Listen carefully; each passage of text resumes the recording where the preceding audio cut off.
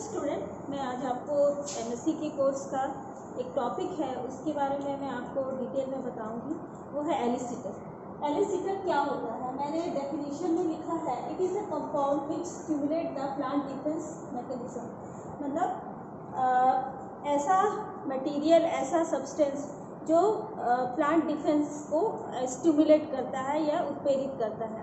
सामान्य तौर पे हम एनिमल्स में या ह्यूमन बॉडी में हम लोग जिसे एलिसिटर, जिसे प्लांट के लिए हम एलिसिटर नाम देते हैं और ह्यूमन बॉडी के लिए हम उसको एंटीजन नाम देते हैं। तो एंटीजन जब बॉडी में एंटर करता है, ह्यूमन बॉडी में, तो वो उसके विपरीत हमारा ह्यूमन बॉडी वो एंटीबॉडीज निर्माण करता है। तो प्लांट बॉडी के लिए वो एंटीबॉडीज नहीं कहलाता है, वो कहलाता है प्लांट डिफेंस मैकेनिज्म। और जो ह्यूमन बॉडी के लिए एंटीजन जो हम नाम देते हैं, प्लांट के लिए हम उसको नाम देते हैं एलिसिटर। तो elicitor is a compound which stimulate the plant defence mechanism in plant body. तो हम इसका टाइप देखते हैं। टाइप क्या है? एबायोटिक एलिसिटर और दूसरा होता है बायोटिक एलिसिटर। एबायोटिक एलिसिटर को हम फिर से फर्दर डिवाइड करते हैं, physical abiotic elicitor, chemical abiotic elicitor and hormonal abiotic elicitor. Physical abiotic elicitor में हम लोग फिजिकली रूप से जो रिस्पॉन्सिबल है वो हम उसको कैटेगराइज करते हैं। जैसे फिजिकल एलिसिटर में हम लोग जैसे लाइट लेते हैं, सैलिनिटी लेते हैं, ड्रॉट लेते हैं, टेम्परेचर लेते हैं। ये सारे चीज स्ट्रेस कंडीशन में ही होगा।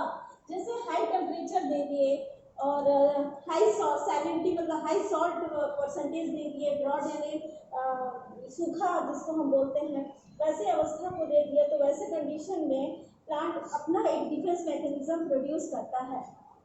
दूसरा कैटेगराइज को हम देते हैं केमिकल एलिसिटर।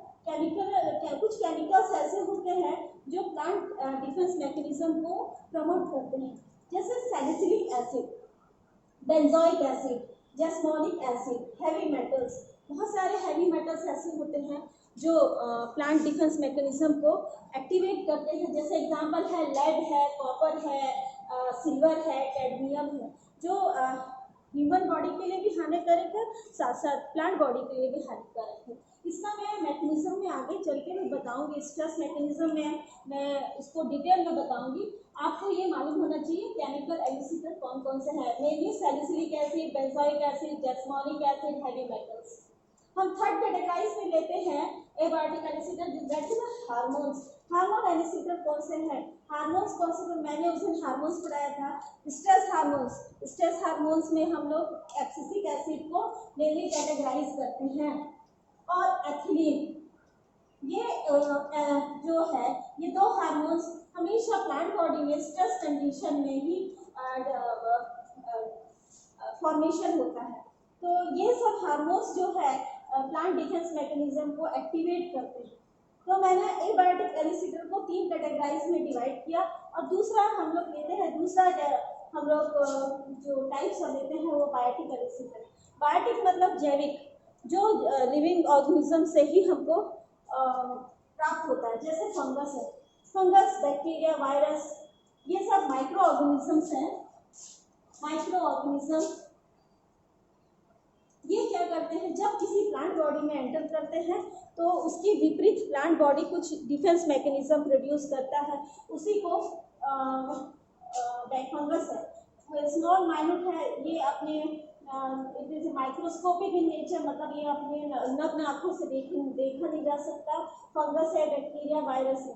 ये जैसे प्लांट बॉडी में एंटर करेगा, प्लांट बॉडी अपना डिफेंस मैकेनिज्म स्टार्ट कर देगा। और दूसरा है, कभी कभी आप लोग देखते हैं चारागाह, जैसे जानवर किसी प्लांट को खा लेते हैं तो वहाँ पर उस जगह पर प्लांट बॉडी घायल हो जाता है, जिसको हम लोग बोलते हैं वुंड्स यानी घायल होना। तो वैसी स्थिति में भी हर्बीवोरस इन्फेक्शन, वैसी स्थिति में भी प्लांट बॉडी अपना एक डिफेंस मैकेनिज्म प्रोड्यूस करता है। आगे मैं बताऊंगी कि प्लांट जो डिफेंस मैकेनिज्म किस लेवल पे होता है। स्टॉप करिए। अब हम देखते हैं कि एलिसिटर का मोड ऑफ एक्शन कहाँ कहाँ होता है, मतलब किस जगह पर एलिसिटर जाके काम करेगा। तो मोड ऑफ एक्शन में हम लोग इसको 3 कैटेगराइज में डिवाइड किया है। एक फर्स्ट है जेनेटिक लेवल पर उसका मोड ऑफ एक्शन रहेगा, दूसरा है फिजियोलॉजिकल लेवल पर उसका मोड ऑफ एक्शन रहेगा, थर्ड है सेलुलर लेवल पर अपना उसका मोड ऑफ एक्शन रहेगा। अब हम फर्स्ट देखते हैं जेनेटिक लेवल पर। जेनेटिक लेवल में मतलब जीन्स में क्या कैसा होगा, जीन्स डीएनए का बना होता है, आपको पहले मालूम होना चाहिए। और जो डीएनए अपना आरएनए बनाता है और आरएनए से प्रोटीन बनती है, तो वो प्रोसेस पूरा ट्रांसलेशन ट्रांसक्रिप्शन होगा, तो वो प्रोसेस क्या कहलाएगा, जीन एक्सप्रेशन के अंतर्गत होगा। मतलब ये कुछ ऐसे सिग्नल्स देते हैं जो जिसका जीन पहले उस प्लांट में उसका जीन का एक्सप्रेशन नहीं होता, मगर एलिसिटर के प्रवेश के बाद कुछ ऐसे सिग्नल उसको प्राप्त होते हैं, उसके बाद वो जीन एक्टिवेट होता है, यानी डीएनए एक्टिवेट होगा। और डीएनए एक्टिवेशन के पश्चात ट्रांसक्रिप्शन प्रोसेस होगा, ट्रांसक्रिप्शन प्रोसेस के बाद एमआरएनए से वो अपना एक स्पेशल प्रोटीन बनाएगा, that is called gene expression. मतलब वो जीन लेवल पे भी जाके अपना काम करेगा, उसका मोड ऑफ एक्शन ऐसा रहेगा। दूसरा हम लेते हैं फिजियोलॉजिकल लेवल पर। फिजियोलॉजिकल लेवल मतलब प्लांट में कुछ ऐसे केमिकल्स का सिंथेसिस होता है जिसको हम लोग बोलते हैं सेकेंडरी मेटाबॉलिक प्रोडक्ट। अब हम बोलते हैं हमको ये जानना ज़रूरी है कि मेटाबॉलिक प्रोडक्ट क्या होता है। हम मेटाबॉलिक प्रोडक्ट को दो कैटेगराइज में डिवाइड किए हैं, प्राइमरी मेटाबॉलिक प्रोडक्ट और दूसरा होता है secondary metabolic product. Primary metabolic product उसको कहते हैं जो डायरेक्ट फोटोसिंथेसिस के द्वारा प्लांट जनरेट करता है, जैसे कार्बोहाइड्रेट है। कार्बोहाइड्रेट जो है ये फोटोसिंथेसिस प्रोसेस, स्टार्च हो गया, ग्लूकोज हो गया, ये सब फोटोसिंथेसिस प्रोसेस के दौरान बनती है, that is called primary metabolic product. A primary metabolic product helps in formation of secondary metabolic product. मतलब प्राइमरी मेटाबॉलिक प्रोडक्ट से जब द्वितीयक या प्रोडक्ट जो बनता है उसको हम सेकेंडरी मेटाबॉलिक प्रोडक्ट में हम कैटेगराइज करते हैं। अब सेकेंडरी मेटाबॉलिक प्रोडक्ट कौन कौन से होते हैं प्लांट में, जैसे फिनॉल्स हो गया, एल्कलॉइड्स हो गया, टैनिन हो गया, ये सब सेकेंडरी मेटाबॉलिक प्रोडक्ट, लिग्निन हो गया, ये सब सेकेंडरी मेटाबॉलिक प्रोडक्ट हैं। ये प्लांट्स में प्राइमरी मेटाबॉलिक के माध्यम से ही बनते हैं। ये सेकेंडरी मेटाबॉलिक प्रोडक्ट्स जो है ये प्लांट डिफेंस को एक्टिवेट करते हैं, जैसे फिनॉल्स है, एल्कलॉइड्स है, टैनिन है, लिग्निन है, विटालिन है, ये सब सेकेंडरी मेटाबॉलिक के एग्जाम्पल है। तो मैं आगे चल के सेकेंडरी मेटाबॉलिक कौन कौन से मेटाबॉलिक है वो आपको मैं एक चार्ट बना के बताऊंगी, ये आपको शॉर्ट फॉर्म में आपको जानकारी के लिए मैं बता देती हूँ। और थर्ड है सेलुलर लेवल। सेलुलर लेवल का मतलब जिस सेल में जो क्या क्या चेंजेस आएंगे, कोई एलिसिटर जब प्लांट बॉडी में, प्लांट सेल में एंटर करेगा, उसकी सेल्स में कैसे कैसे मॉडिफिकेशन होगा, वो उसके प्रति वो क्या क्या अपना डिफेंस मैकेनिज्म वर्क करेगा, वो है जैसे सेलुलर लेवल पे उसका सेल वॉल थिक हो जाएगा। मैंने प्लांट का सेल वॉल जो है, प्लांट का सेल वॉल जो है वो थिक कंडीशन में आएगा। और दूसरा प्लांट बॉडी में गम फॉर्मेशन होगा। और तीसरा है ट्राइलोसिस। ट्राइलोसिस किसको बोलते हैं, जैसे ये ट्राइलोसिस मतलब ये जाइलम का वेसल्स है, इसमें पैरेंटर्मिटल सेल्स का बल्बिंग होगा, यानी कि बलून लाइक स्ट्रक्चर में फॉर्मेशन होगा। ये ट्राइलोसिस कंडीशन आपको दिखेगा जाइलम वेसल्स में। HR यानी हाइपर सेंसिटिविटी रिएक्शन, ये डिफेंस मैकेनिज्म का एक बहुत बड़ा पार्ट है।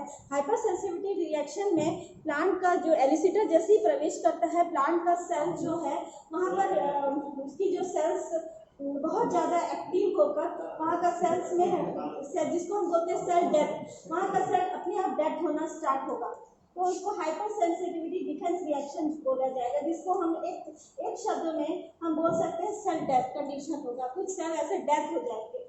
और सेलुलर लेवल पे एब्सिशन लेयर का फॉर्मेशन होगा।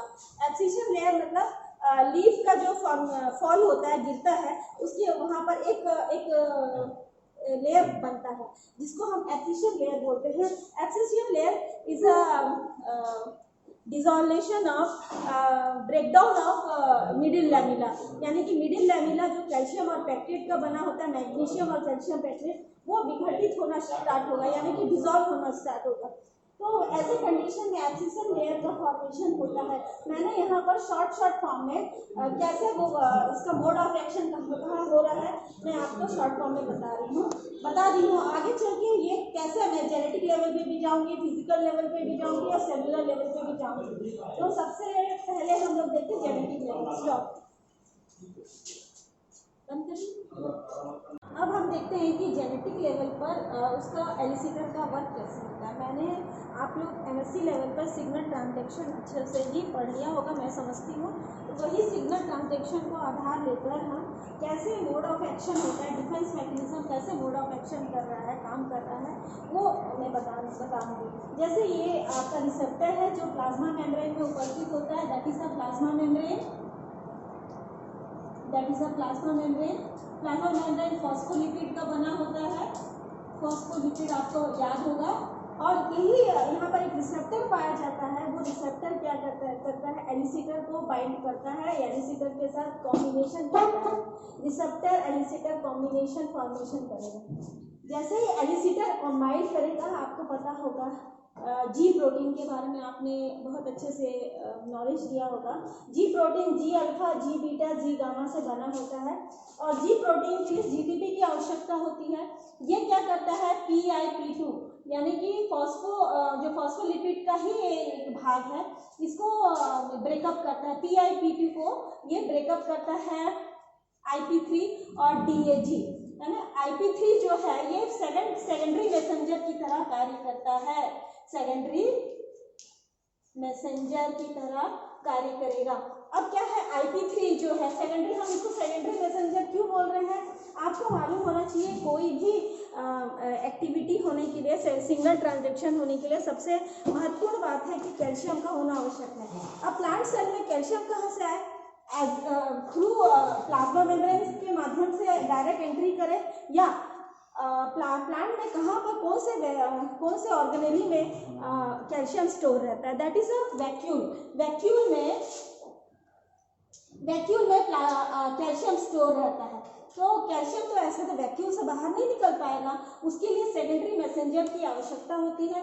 वो क्या करेगा, उसी वैक्यूल में भी एक रिसेप्टर उपस्थित होता है, ये है रिसेप्टर। वो IP3 के साथ बाइंड करके वो वहाँ जैसे ही IP3 के साथ वो बाइंड करता है, वैक्यूल रिलीज करता है कैल्शियम जैसे ही वैक्यूल से रिलीज होता है, बाहर में उस साइटोप्लाज्म में कॉल्मोडिलिन नामक एक प्रोटीन उपस्थित होता है। कॉल्मोडिलिन क्या है, एक प्रकार का कैल्शियम बाइंडिंग प्रोटीन है। दोनों कैल्शियम और कैल्शियम बाइंडिंग प्रोटीन का कॉम्बिनेशन जैसे ही होता है, ये यहाँ पर इसके बाइंड होने से एक नेक्स्ट एंजाइम एक्टिवेट होता है, जिसको हम लोग बोलते हैं calcium dependent protein kinase enzyme, CDPK। CDPK क्या है, calcium dependent protein kinase. Calcium dependent protein kinase जैसे ही एक्टिव होगा, वो क्या करेगा, वो बायोलॉजिकल प्रोसेस को एक्टिवेट करने के लिए फंक्शन करना स्टार्ट करेगा। और उसी तरह ये क्या करता है, जैसे ही प्लाज्मा मेम्ब्रेन में ये एक कॉल्मोडिलिन सिग्नल ट्रांजैक्शन ये कहलाएगा। दूसरी तरफ हम लोग एडिनाइन साइक्लेज एंजाइम, ये यहाँ पर भी एक सिग्नल ट्रांजैक्शन प्रोसेस स्टार्ट होगा। वो जो एडिनाइन साइक्लेज एंजाइम जो है ATP को साइक्लिक AMP में चेंज करता है, और cyclic AMP inactive protein kinase को एक्टिव प्रोटीन काइनेज में चेंज करता है। और एक्टिव प्रोटीन काइनेज जो है ये न्यूक्लियस के अंदर एंटर करके कुछ DNA या ट्रांसक्रिप्शन फैक्टर को एक्टिवेट करता है। जैसे ही DNA में ट्रांसक्रिप्शन फैक्टर्स एक्टिवेट हो जाते हैं, जीन भी एक्टिवेट होता है, RNA पॉलीमरेज भी एक्टिवेट हो जाते हैं, और DNA से RNA बनेगा, RNA से प्रोटीन बनेगा। जैसे ही DNA एक्टिवेट हुआ, यहाँ पर उसका डिफेंस मैकेनिज्म जो रिस्पॉन्स रेगुलेशन वो स्टार्ट हो जाता है। तो हम नेक्स्ट देखते हैं, जब जीन एक्टिवेट होता है, मैं इसको रब कर रही हूँ, जैसे ही जीन एक्टिवेट होता है तो वो क्या किस आधार पर काम करेगा। जैसे ही जीन एक्टिवेट होता है, ये मान लीजिए न्यूक्लियस है, यहाँ पर ये जीन है, DNA है, ये एक्टिवेट हुआ, ये अपना जीन एक्सप्रेशन करना स्टार्ट करेगा। जैसे जीन एक्सप्रेशन होगा, उसका मोड ऑफ एक्शन स्टार्ट होगा। अब यहाँ पे क्या, ये मोड ऑफ एक्शन, ये कुछ ऐसे सिंथेसिस करना स्टार्ट करेंगे, बायोलॉजिकल रिस्पॉन्स करना स्टार्ट करेंगे। प्लांट बॉडी में जो पहले उपस्थित नहीं था, वैसे वैसे केमिकल्स सब्सटेंस बनना स्टार्ट हो जाएगा। जैसे मैंने अभी थोड़ी देर पहले बताया, प्लांट क्या बनाना स्टार्ट करेगा, कुछ secondary metabolic product. Secondary metabolic product में लिग्निन आ गया, एल्कोलॉइड्स आ गए, फिनोल्स आ गए, ये सारे उसके डिफेंस मैकेनिज्म ये प्रतिरक्षक के रूप में ये सब प्लांट बॉडी में उपस्थित होकर ये सुबेरिन है, ये सब प्लांट बॉडी को सुरक्षित प्रदान करते हैं। और इसके साथ साथ alkaloids, lignin, phenols, HR, hyper sensitivity reaction, hyper sensitive reaction, ठीक है। तो इस तरह से वो अपना मोड ऑफ एक्शन स्टार्ट करता है।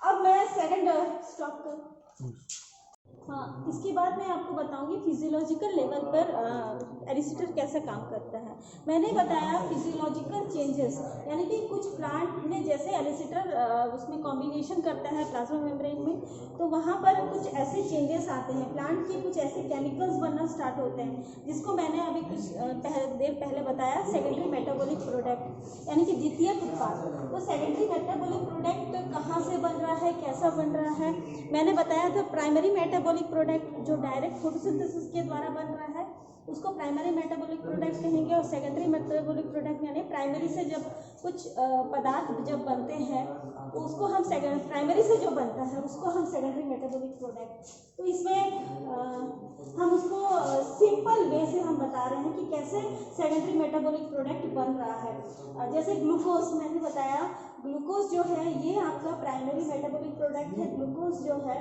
वो आपको पता है ग्लूकोज का जो मेटाबॉलिज्म होता है वो ग्लाइकोलिसिस के थ्रू होता है, और दूसरा होता है PPP पाथवे, PPP पाथवे जिसको हम लोग बोलते हैं पेंटोस फॉस्फेट पाथवे। तो ग्लाइकोलिसिस और दूसरा है पेंटोस पाथवे जो है पेंटोस शुगर पाथवे, ये बहुत इंपॉर्टेंट पाथवे है। पेंटोस शुगर पाथवे के थ्रू ये प्रोसेस से DNA RNA का फॉर्मेशन होता है, जो एक फॉस्फेट ग्रुप यानी 5 शुगर मॉलिक्यूल्स वाले ये बनते हैं, कंपाउंड बनते हैं। और साथ साथ ये कुछ ये अदर प्रोसेस भी बनते हैं। पेंटोस शुगर पाथवे से सेकेंडरी मेटाबॉलिक प्रोडक्ट बनने में भी मदद होता है। दूसरी तरफ हम लोग देखते हैं, फर्स्ट हम इसको ले लेते हैं ग्लाइकोलिसिस। ग्लाइकोलिसिस में क्या होता है, ये ग्लूकोज मॉलिक्यूल जो है वो 2 पायरुविक एसिड में चेंज होता है, पायरुविक एसिड में चेंज होता है। और पायरुविक एसिड जो है एसिटाइल CoA में चेंज होता है। आपको मालूम है एसिटाइल CoA कहाँ मतलब जब माइटोकॉन्ड्रिया में जब पायरुविक एसिड एंटर करता है तो उससे पहले उसको चेंज होना होता है एसिटाइल CoA में। एसिटाइल CoA जो है वो चेंज होता है मीवालोनिक एसिड में। मीवालोनिक एसिड जो है हम लोग जैसे ग्रोथ हार्मोन्स की जब हम बात करते हैं, मीवालोनिक एसिड जो है जिबरेलिक फॉर्मेशन को मदद करता है, बनने में मदद करता है। मीवालोनिक एसिड के माध्यम से ये प्लांट बॉडी फ्लेविनॉइड्स बनाते हैं, टर्पिनॉइड्स बनाते हैं, ऑयल्स बनाते हैं, स्टेरॉइड्स बोलते हैं। स्टेरॉइड जो होता है ये एक लिपिड कंटेंट पार्ट है, इसको फाइटो मतलब प्लांट में बन रहा है तो इसको फाइटोस्टेरॉइड कहा जाएगा, फाइटोस्टेरॉइड। और प्लांट बॉडी में ऑयल्स भी सीक्रेट होते हैं और टर्पिनॉइड्स भी सीक्रेट होते हैं, फ्लेविनॉइड्स भी सीक्रेट होते हैं। पायरुविक एसिड से एमिनो एसिड का भी निर्माण होता है। इस एमिनो एसिड के थ्रू लिग्निन, टैनिन, एल्कलॉइड्स का भी फॉर्मेशन होता है। अब लिग्निन और टैनिन जो होता है, आप लोग जैसे चाय पीते हैं ना, चाय पीने में जो कलर आता है वो टैनिन के कारण आता है, जो एक डिफेंस मैकेनिज्म को प्रमोट करता है प्लांट बॉडी में। उसी तरह लिग्निन सेल वॉल में डिपॉजिट होता है। जब कोई पैथोजन या कोई बाहरी तत्व प्लांट बॉडी में एंटर करता है तो प्लांट बॉडी अपनी सुरक्षा के लिए उसके सेल वॉल में लिग्निन का डिपोजिशन करना प्रारंभ कर देते हैं, लिग्निन फॉर्मेशन करना ज़्यादा से ज़्यादा प्रारंभ करते हैं, तो सेल वॉल में इसका डिपोजिशन होता है। और हम लोग पेंटोस शुगर पर दूसरा पाथवे में अब हम जब आते हैं तो पेंटोस शुगर पाथवे जो है अगर एक पाथवे को ज्वाइन करता है जिसको हम सिकीमिक पाथवे कहते हैं। सिकीमिक पाथवे के थ्रू ट्रायोसिन नामक एक एमिनो एसिड बनता है। ट्रायोसिन से फिनाइल एनिलीन का निर्माण होता है। फिनाइल एनिलीन जो है एल्कोलॉइड फॉर्मेशन में मदद करते हैं। ट्रायोसिन जो है कोमेरिक एसिड का फॉर्मेशन करता है। कोमेरिक एसिड लिग्निन का फॉर्मेशन करता है। लिग्निन से कोमेरिक एसिड से आइसोकोमेरिक एसिड का फॉर्मेशन होता है। सारे मेटाबॉलिक प्रोडक्ट है, यानी ये प्लांट बॉडी में आफ्टर एलिसिटर का कॉम्बिनेशन के बाद ही एंटर के बाद ही फॉर्मेशन होगा। लिग्निन, आपका टैनिन, आपका एल्कलॉइड्स, फिनॉल्स का भी फॉर्मेशन होता है। फिनॉल्स जो होता है ये मेनली प्लांट को प्रोटेक्ट करते हैं। तो मैं आपको स्पेशली एक चार्ट में आपको बना के बताऊंगी कि प्लांट बॉडी जब एलिसिटर का प्रवेश होता है, प्लांट बॉडी किस किस alkaloids, phenols, secondary metabolite, lignin का फॉर्मेशन करता है। कुछ कुछ इसके बाद जब जीन एक्टिवेट होते हैं, सम एंजाइम इज आल्सो एक्टिवेटेड। जो पहले एक्टिवेटेड नहीं थे वैसे एंजाइम्स भी एक्टिवेट होते हैं जो प्लांट को प्रोटेक्ट करते हैं। हम आते हैं सेलुलर लेवल पर। सेलुलर लेवल में मतलब सेल में क्या क्या चेंजेस आएगा जब एलिसिटर का प्रवेश होगा प्लांट बॉडी में। ये कब होगा? Host parasite pathogen interaction. हम पैथोजन के रूप में एलिसिटर को हम एक पैथोजन के रूप में श्रेणी में रख रहे हैं, इसलिए होस्ट के सेल में होस्ट सेल्स पैथोजन इंटरेक्शन के अंतर्गत उसको हम देंगे। हम इसमें देखते हैं पहला चेंजेस क्या आएगा? सेल का स्वेलिंग होगा, यानी सेल थोड़ा फूल जाएंगे। दूसरा हम देखते हैं hyper sensitivity reaction, HR reaction जिसको हम लोग बोलते हैं। जब HR रिएक्शन होगा तो ऑटोमेटिकली वहाँ का सेल अपने आप डेथ होना स्टार्ट होता है, जिसको हम HR रिएक्शन, बहुत फेमस है HR रिएक्शन। ट्रायलोसिस कहाँ पर होगा? ये मान लीजिए जाइलम है। आपको मालूम है जाइलम वेसल्स जो होता है रूट से वाटर को एब्जॉर्ब करने में मदद करते हैं, तो ये वाटर का एब्जॉर्प्शन रुक जाएगा by swelling of the xylem parenchyma, यानी कि जाइलम का पैरेन्काइमा इस तरह से स्वेलिंग पोर्शन में आ जाएंगे, गोड पे आ जाएंगे। दैट इज अ ट्रायलोसिस, इसको ट्रायलोसिस कहेंगे। तो जब सेलुलर लेवल पे काम होगा तो यही ट्रायलोसिस होगा। यदि हम सेल के ऊपर जो हम देखते हैं वो सेल वॉल का लेयर पाया जाता है। सेल वॉल में लिग्निन का डिपोजिशन ज़्यादा मात्रा में होना स्टार्ट होगा, और लिग्निन क्या है? एक सेकेंडरी मेटाबॉलिक प्रोडक्ट है जो पैथोजन या एलिसिटर के प्रवेश के बाद बनता है। और जो लिग्निन जो है जैसे ही सेल वॉल में ज़्यादा डिपोजिशन स्टार्ट होगा तो वहाँ पर वो प्लांट अपने आप, वहाँ का प्लांट का सेल अपने आप प्रोटेक्शन के स्टेज में आ जाएगा, यानी प्लांट इम्यूनिटी की स्टेज में आएगा। प्लांट अपना डिफेंस फॉर्म करना स्टार्ट कर देगा। गम फॉर्मेशन, यानी कि प्लांट में देखिए मैंने यहाँ पर सेल को पूरा एक स्पेशल थोड़ा सा डार्क पोर्शन से बनाया है। यहाँ पर ये गम से, तो गम का इसलिए फॉर्मेशन होगा क्योंकि वो जो हेल्दी सेल और इन्फेक्टेड सेल हो वो गम के माध्यम से वो डिवाइड हो जाएगा, अलग हो जाएगा, पृथक हो जाएगा, डिटैच हो जाएगा। एब्सिशन लेयर मतलब आपको मालूम है abscission layer is a dissolve of middle lamella portion, मतलब सेल का मिडिल लैमेला कैल्शियम और मैग्नीशियम पेप्टाइड का वो डिसॉल्वेशन होना स्टार्ट होता है, वहाँ पर एब्सिशन लेयर में जो इन्फेक्टेड पार्ट है ये है इन्फेक्टेड पार्ट और दूसरा है ये हेल्दी पार्ट है, तो दोनों ये अलग हो जाएंगे एक्सीजन लेयर के माध्यम से। इस तरह से प्लांट अपना डिफेंस मैकेनिज्म करना स्टार्ट कर देता है। और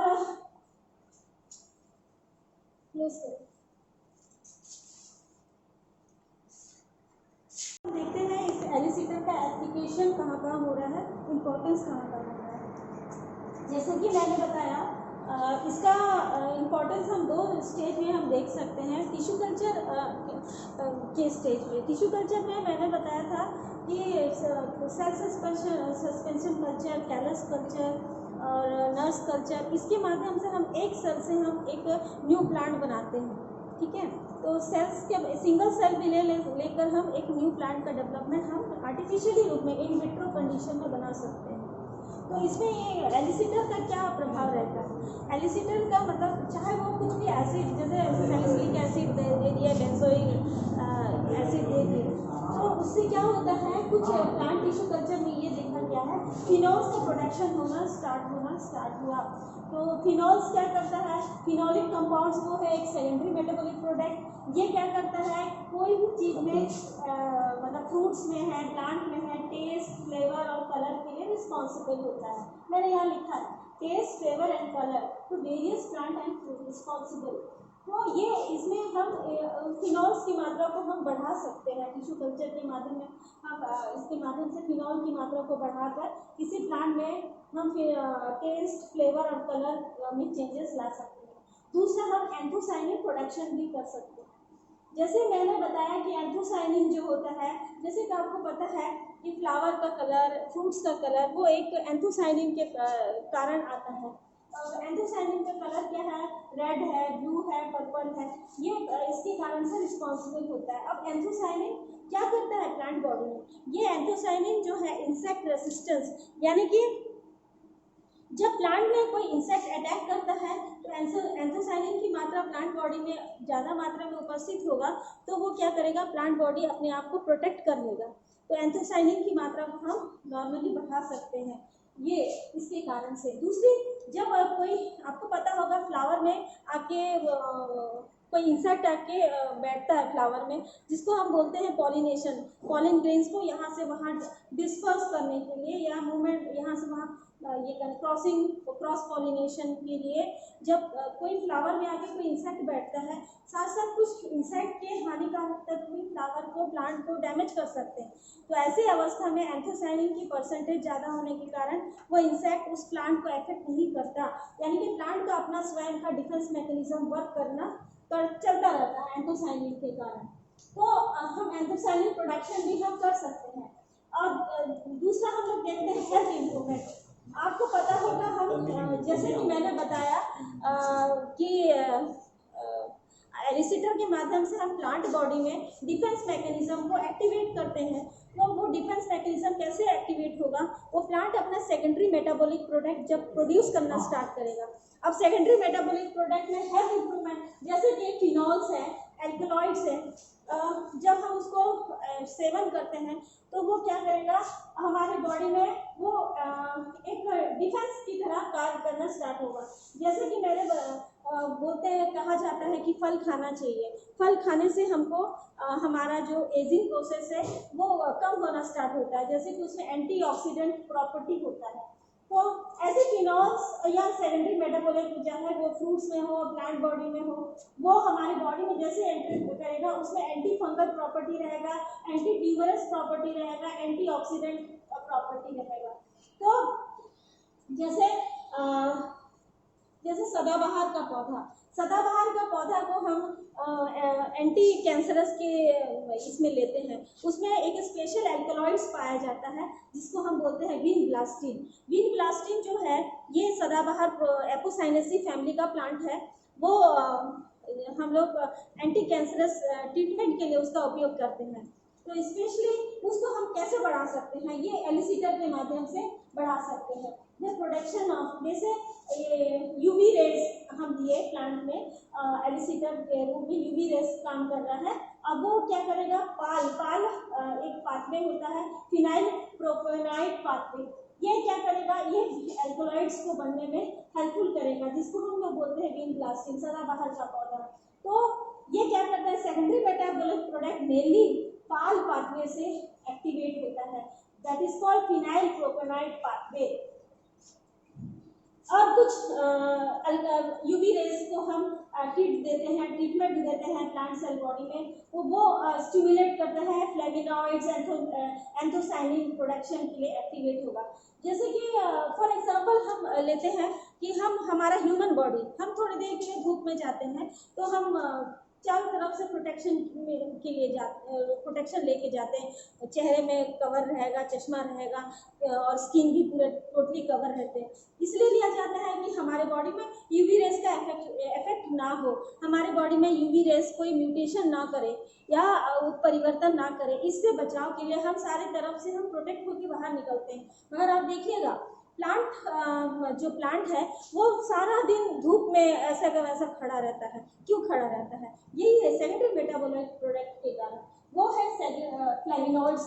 प्लांट में एक स्पेशल सेकेंडरी मेटाबॉलिक प्रोडक्ट बनता है, वो है फ्लेविनॉइड्स। जब प्लांट बॉडी में फ्लेविनॉइड्स की मात्रा अधिक रहती है तो वो फ्लेविनॉइड्स प्रोटेक्ट करता है, उसको डिफेंस मैकेनिज्म की तरह कार्य करता है, मदद करता है। इसलिए प्लांट बॉडी को देखिए, वो दिन भर बिना प्रोटेक्शन का वो खड़ा रहेगा फ्लेविनॉइड्स के प्रेजेंट के कारण, वो है सेकेंडरी में। तो हम लोग यूवी रेज को प्रोडक्शन, फ्लेविनॉइड्स के प्रोडक्शन को एक्टिवेट करने के लिए एंथोसायनिन के प्रोडक्शन को एक्टिवेट करने में प्रयोग कर सकते हैं।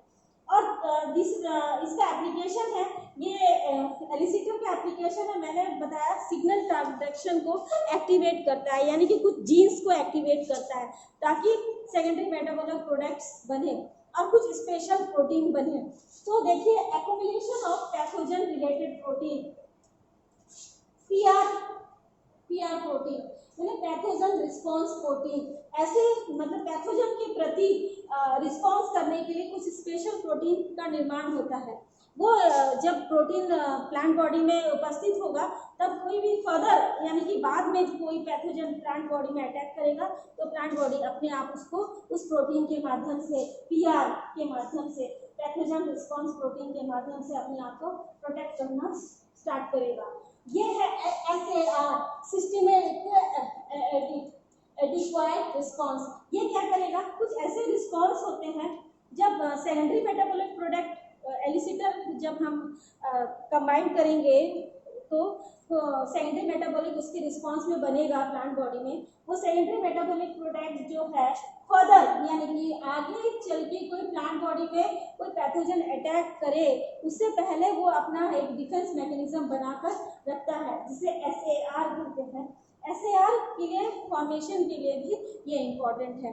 और कभी कभी आप लोग देखते हैं, आप लोग मार्केट में देखे होंगे अंगूर का कलर बहुत कोई ग्रीन रहेगा, कोई ब्लैक रहेगा।